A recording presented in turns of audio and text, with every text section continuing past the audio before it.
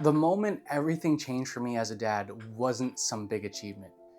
It was watching my son hooked up to chemotherapy, fighting for his life when he had stage 3 cancer.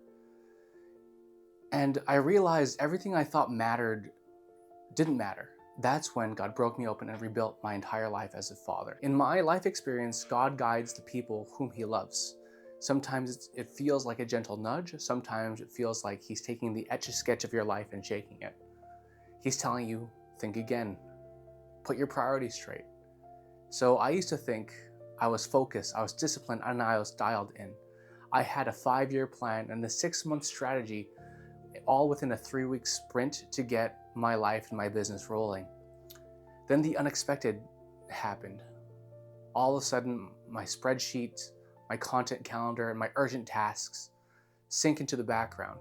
It's all static. Because nothing grabs a man's soul like watching your son fight for his life. At that point, I didn't care about content. I didn't care about the views. I didn't care about my lead magnet or any funnels or my income or whether or not my video hit or flopped. I didn't care. I didn't care about anything. I only wanted my son to heal and to live. Everything that felt urgent suddenly became optional. All I wanted was my son to live and to laugh again, to be loud again. The kind of loud that used to annoy me. The kind of loud that now it feels holy because I remember the silence. And the silence only feels peaceful when you walk into that church and sit in silence. But have you ever experienced forced silence? The silence of a hospital room when your son's asleep and the only sound is the beeping of the systems monitoring his health. That season rewired me. It stripped away any illusions I didn't know I was carrying. Control, perfectionism, everything that I thought that I needed all melted in real time.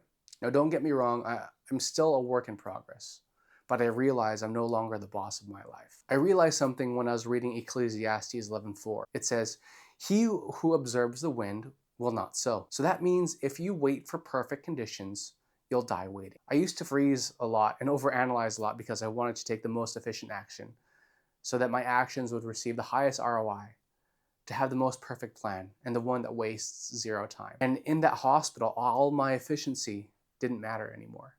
All my careful planning couldn't rewrite reality. All my self-pressure couldn't save anyone. It didn't save my son, but God saved him. Jesus saved him. And once you've tested that kind of dependence, you stop pretending you're the one running the universe in your life. That's what began the shift in me. And it didn't come through a spiritual retreat or a self-help seminar. It came in the waiting room, in silence, in the beeping machines, in the moments that life narrowed down to one word: love. As it says in Ecclesiastes 11:7, light is sweet, and it is when you walk through darkness. You can't wait for perfect conditions to lead your family. This reminds me of a quote from Saint Jose Maria Escriva, who said very simply, "Don't postpone your conversion.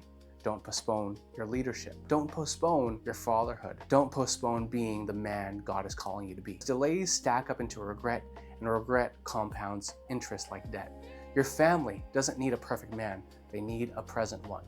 Some dads chase for perfection, others chase presence, and presence is harder. Presence is where holiness hides because your kids aren't a distraction from holiness. They are your path to holiness. St. John Paul II said, "The future of humanity passes through the family." That means that your household isn't background noise. It isn't the secondary thing you take care of. It's your main mission. Your living room is a sanctuary. Your kitchen is your monastery, and your children's laughter is theology. Your wife's needs are meant to sanctify you. You don't need to go to the desert and become a saint like St. Anthony of the Desert. Your desert is the tough times you endure for your family. Your prayer cell is your commute to work.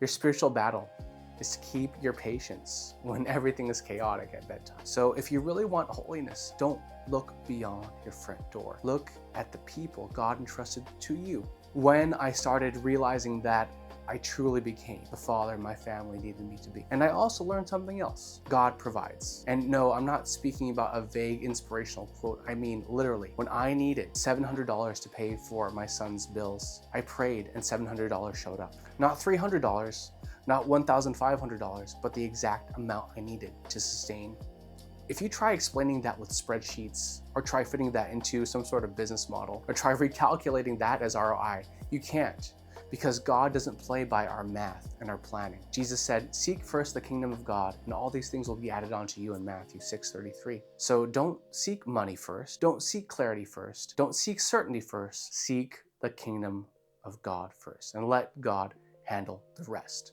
Padre Pio is a great example. He said it like he lived it. We have to pray, hope, and don't worry. Worry won't change a thing. Worry won't lengthen your child's life. Worry won't improve your marriage. Worry won't grow your business. Worry won't add a single dollar to your pocket. Worry is just the devil taxing your peace before God delivers his blessing. Instead of worry, have full faith, have full trust. Trust changes everything. Catholic men are not meant to hustle like orphans.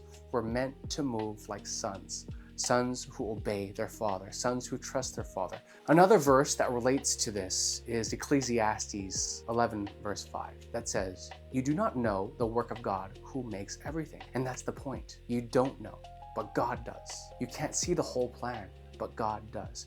You can't predict the outcomes, but God does. And you can't control life, but once again, God does. And once you accept that, everything gets lighter. You stop trying to be God. You stop trying to pretend that you're in charge. You stop obsessing over what you can't control. You stop trying to overthink grace. You breathe again, you move again, you love again, you live again. Saint Therese said, when I am charitable, Jesus is acting in me. And that means every act of love, every diaper change, every bedtime prayer, every moment of patience, every time you choose presence over distraction, all of it becomes holy. And that's the lesson I learned. Not from philosophy, not from books, not from the perfect YouTube video script, but from the hardest lesson of my life. So stop waiting to be perfect, stop waiting for perfect conditions, and work for God now.